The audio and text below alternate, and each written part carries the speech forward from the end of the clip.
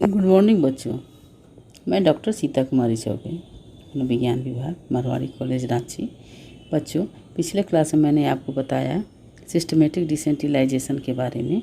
आज मैं वही बिहेवियर थेरेपी के अंतर्गत ही आता है ये एवर्सिव थेरेपी, तो मैं आज उसके बारे में बताती हूँ। पिछले क्लास में मैंने आपको क्या बताया था सिस्टमेटिक डिसेंटिलाइजेशन में कि कैसे मसल्स को ढीला करें या उनको शिथिल रख करके या फिर उनमें मेडिटेशन की प्रक्रिया करा करके उनके व्यवहार में परिमार्जन लाने का हम लोग प्रयास करते हैं।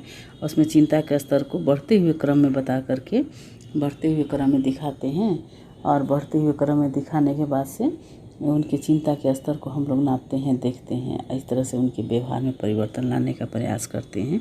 तो अब मैं उसी के अंतर्गत दूसरे थेरेपी को मैं बता रही हूँ, जिसे विरुचि या विमुखी चिकित्सा भी कहा जाता है। इसे इंग्लिश में हम लोग एवर्सिव थेरेपी कहते हैं। अब आइए, अब हम देखते हैं कि ये एवर्सिव थेरेपी क्या होता है। देखिए, विरुचि या विमुखी चिकित्सा में चिकित्सक क्लाइंट या रोगी को अनुकूलित व्यवहार न करने का प्रशिक्षण कुछ दर्दनाक या असुखद उद्दीपकों को देकर करता है ना।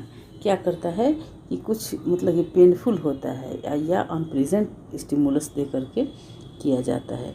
इस तरह की प्रविधि में चिंता उत्पन्न करने वाली परिस्थिति या उद्दीपक के प्रति रोगी में एक तरह की विरुचि पैदा कर दी जाती है, जिससे उत्पन्न होने वाला अवांछित व्यवहार या कुसुमायोजित व्यवहार अपने आप धीरे धीरे बंद हो जाता है। अपने आप क्या होता है, धीरे धीरे वो बंद हो जाता है।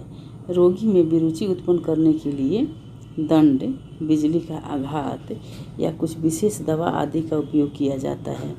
हम लोग क्या करते हैं इसमें एवर्सिव थेरेपी में हम लोग क्या करते हैं, क्लाइंट को कुछ अनुकूलित व्यवहार न करे, इसके लिए कुछ प्रशिक्षण देते हैं। उसके लिए हम लोग कुछ पेनफुल मतलब दर्दनाक या अनप्लीजेंट स्टिमुलस दे करके उसको हम लोग इसका प्रशिक्षण देते हैं, मतलब उसका चिकित्सा करते हैं। इस तरह की प्रविधि में चिंता उत्पन्न करने वाली जो भी परिस्थिति होती है उसमें उस उद्दीपक के प्रति व्यक्ति में हम लोग क्या करते हैं, उस क्लाइंट में एक विरुचि उत्पन्न कर देते हैं या अरुचि उत्पन्न कर देते हैं, मतलब जिससे उसको घृणा उत्पन्न हो जाए या डर उत्पन्न हो जाए, जिससे उसमें एक उत्पन्न होने वाला जो अवांछित व्यवहार होता है या कुसुमायोजित व्यवहार होता है वो अपने आप धीरे धीरे बंद हो जाता है। रोगी में विरुचि उत्पन्न करने के लिए हम लोग दंड या बिजली का आघात या ड्रग्स मतलब कोई भी दवा जो इसमें उपयोग होता है आदि का उपयोग किया जाता है। मद्यपान तथा अल्कोहलिज्म के उपचार में इस विधि का उपयोग प्राय किया जाता है।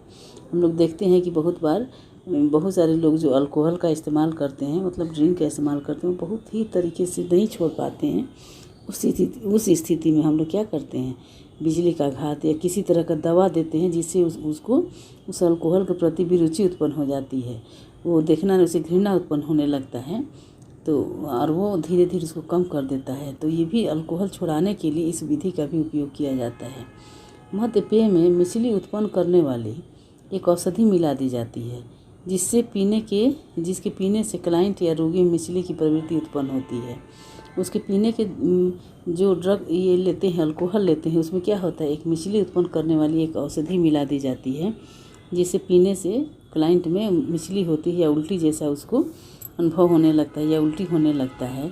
तो ऐसे कई प्रयासों के बाद मद्यपेय को देखकर ही क्लाइंट को मिचली आने लगती है और तब मद्यपानता की बुरी आदत धीरे धीरे समाप्त हो जाती है। इसमें क्या होता है कि जब उसमें अल्कोहल में कोई मिचली उत्पन्न करने वाली मतलब उल्टी करने वाली दवा को मिला दिया जाता है, तो कुछ समझ उसको एकाएक तो नहीं छोड़ पाता है, लेकिन धीरे धीरे जब उसको दिया जाता है, तो जब भी वो अल्कोहल को लेता है, पीता है, तो उसमें एक उल्टी जैसा उसको अनुभव होने लग मिचली होने लगता है, उल्टी होने लगता है और धीरे धीरे उसमें उसके प्रति उसकी रुचि कम होने लगती है।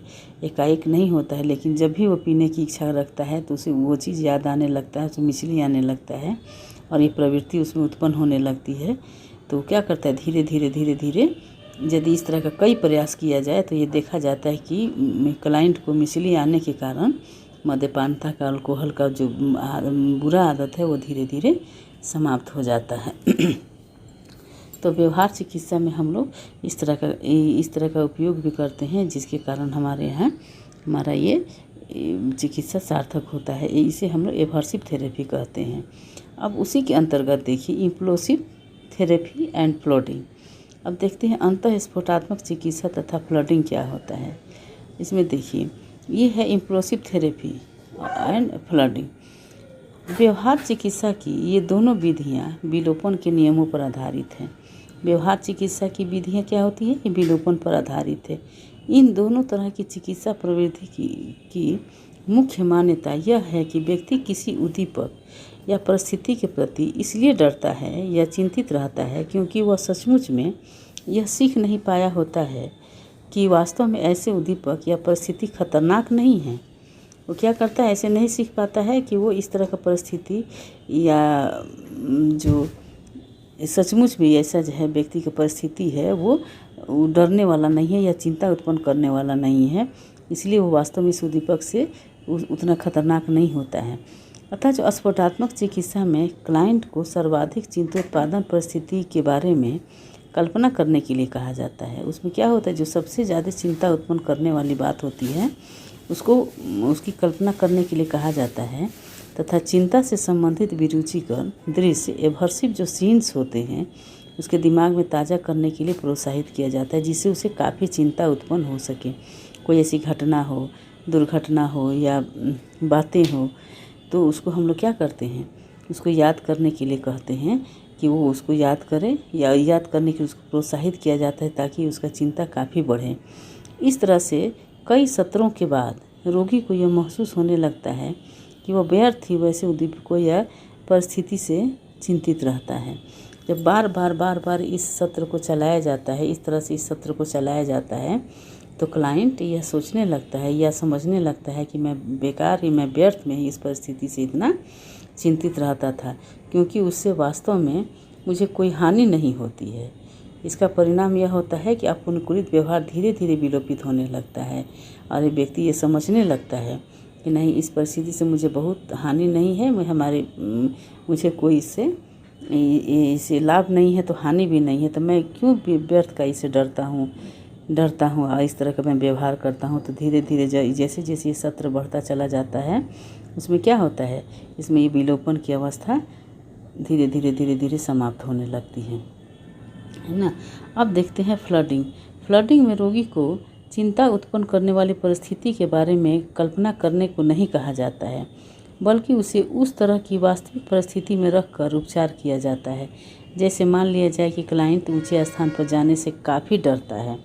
ऐसी परिस्थिति को किसी ऊंचे स्थान या मकान में ले जाया जाएगा और वहां से नीचे देखने के लिए कहा जाएगा। इसे व्यक्ति चिंता उत्पन्न करने वाली परिस्थिति से वास्तविक रूप से अनावृत तो होता ही है, साथ ही साथ उसमें यह समझ भी विकसित होता है कि जिस परिस्थिति से वह डरता था वह वास्तव में ऐसी परिस्थिति नहीं थी।